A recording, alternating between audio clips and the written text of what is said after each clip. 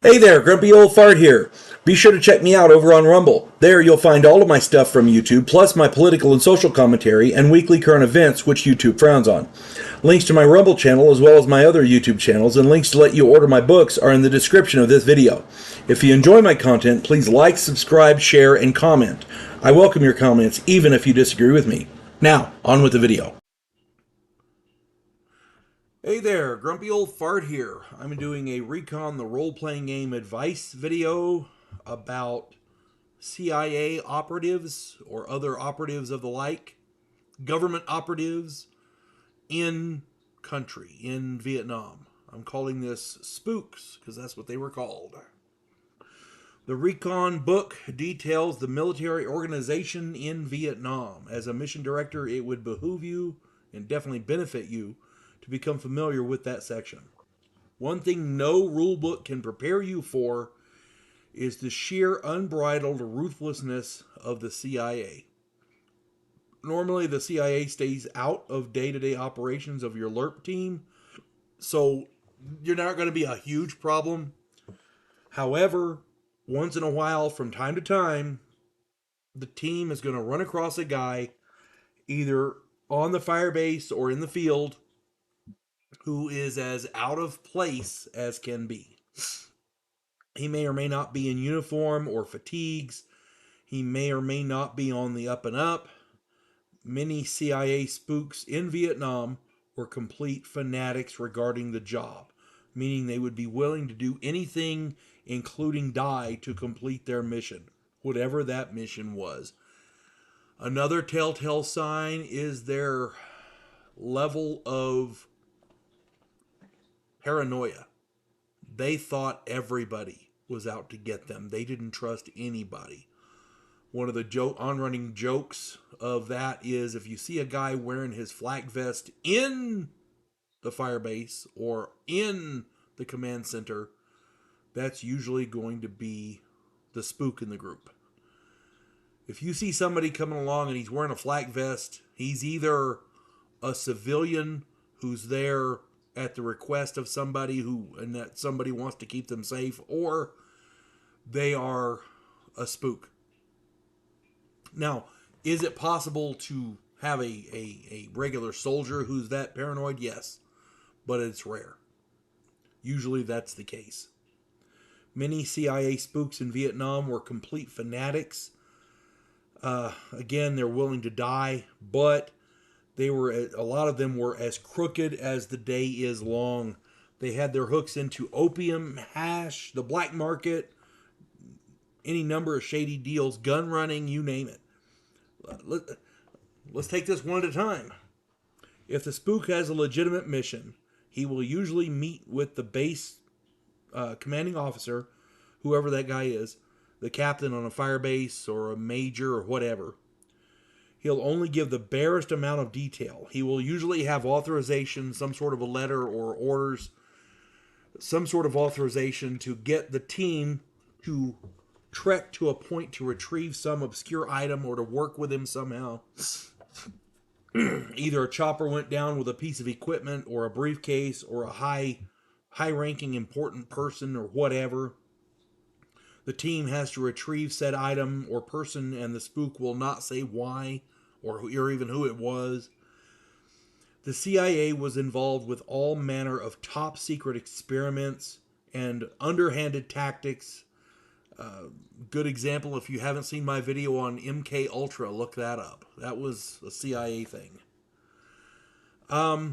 As the mission director, all you have to do is come up with something out of the ordinary. You don't even have to say why.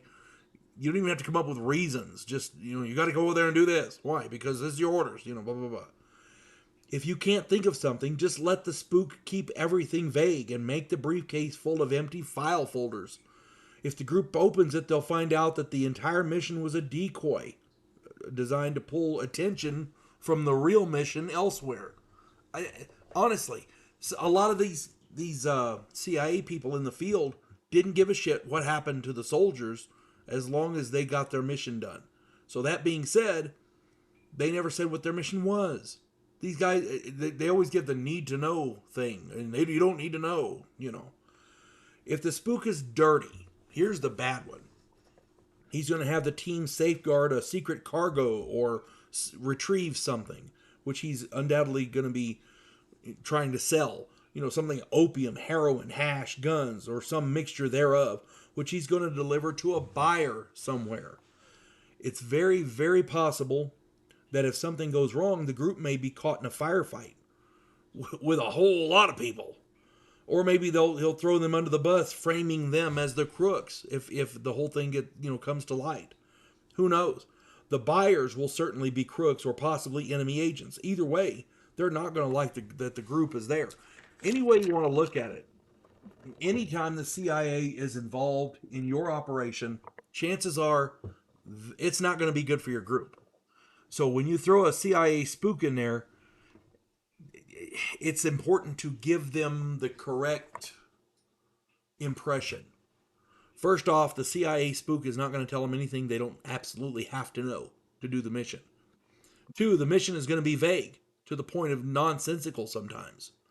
3, it's not going to figure into the grand scheme of the war enough to where your guys are going to want to do it in the first place. And 4, if the spook is dirty, your team may be delivering opium or heroin or guns to black marketers who work with the enemy. You never know. The CIA spook may be as bad as the enemy or worse because he's using your guys to do it. The point is, most CIA spooks didn't have your team's best interest at heart. Oh, okay, none of them did.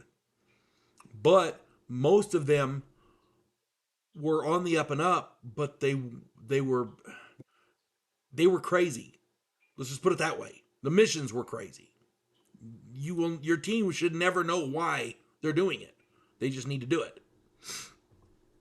The ones that are dirty are going to probably end up getting your dudes killed. So, play accordingly, or at least getting them shot at. Okay, I'm just saying, play accordingly.